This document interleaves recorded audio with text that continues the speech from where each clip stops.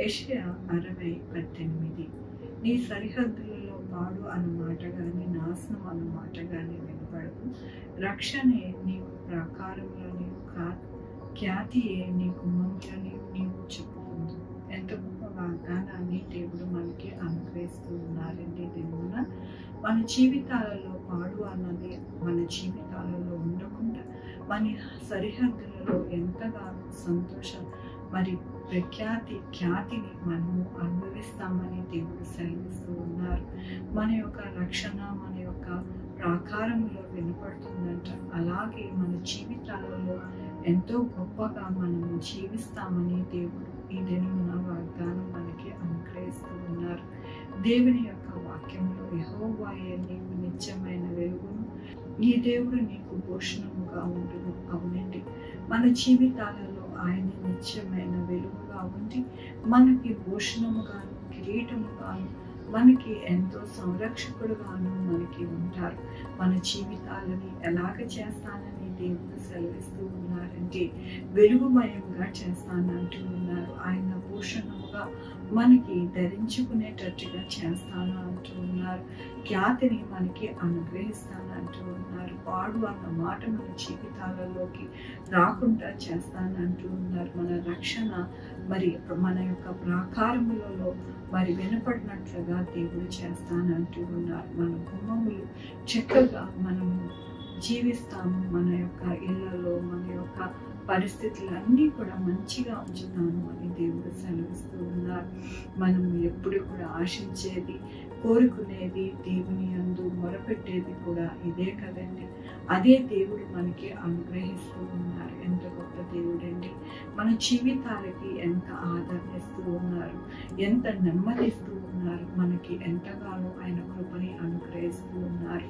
కాబట్టి ఆయనను విడిచిపెట్టక మన జీవితంలో ఎప్పుడు కూడా ఆయన పాదాలు పట్టుకొని ఇవన్నీ కూడా మనం స్వతంత్రించుకోవాలని దేవుడి చిత్తమై ఉన్నది. కాబట్టి ఆయన పాదాలు పట్టుకొని మనము స్వతంత్రించుకొని మన యొక్క జీవితాలు, మన బిడ్డల జీవితాలు సుఖమయముగా సంతోషమయముగా ఉండాలని దేవుడు ఈ దినమున ఆయన వాగ్దానముతో వాక్యముతో మాట్లాడుతూ ఉన్నారు. ఆయన మాట్లాడుతుండగా మనము విని దానిని పాటించినప్పుడు మన జీవితాలలో వెలుగుమయముగా సంతోషమయముగా ఖ్యాతి అయిన జీవితముగా మనకి ఉంటుందని మరొకసారి దేవుడు మనకి ఈ వాగ్దానము అనుగ్రహించినందుకు దేవునికి వందనాలు చెల్లిస్తూ ఉన్నారు.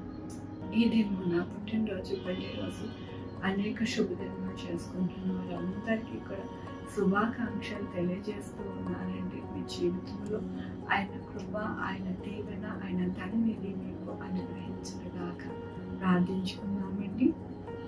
యెహోవా దేవానందండి, నా ప్రభా మీ కృపా కనిపిస్తాను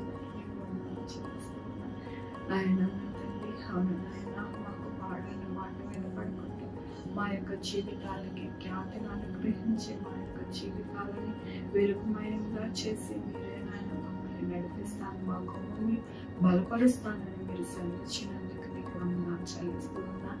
ఇదే మన పుట్టినరోజు, పెళ్లి రోజు, అన్ని శుభ్రంగా చేసుకుంటున్న వారందరినీ దీవించండి, ఆశీర్వదించండి, మీ కృపని అనుగ్రహించండి. మా కొరకు ప్రార్థించండి. వారిని, వారి యొక్క బిడ్డలు, వారి యొక్క భవిష్యత్, వారి ఆరోగ్యములు, వారి చేపాలు, వారి ఉద్యోగులు, వారి వ్యాపారములు తోడై ఉండండి. ఆయన బిడ్డలైన వారి బిడ్డలు నడిచేందుకు సుఖమైన కాన్ఫిడెన్స్ చేసి తల్లి బిడ్డ క్షేమంగా సహాయం చేయండి. ఉద్యోగాలు లేని వారికి ఉద్యోగాలు నేర్చేయండి, ఉద్యోగాలు పోకుండా సహాయం చేయండి. దేశాల కోసం, స్టాంప్ కోసం ఆయన ఎదురు చూస్తున్న వారందరికీ కూడా ఆయన మీరు తోడై ఉండండి. విదేశాలలో చదువుకుంటున్న వారు, ఉద్యోగాలు చేస్తూ ఉన్న వారికి సహాయం చేయండి. వివాహాలు జరగాలని ఆశపడుతున్న వారికి వివాహాలు జరిగించండి. కుటుంబంలో శాంతి సమాధానం లేని వారి కుటుంబంలో శాంతి సమాధానం దయచేయండి.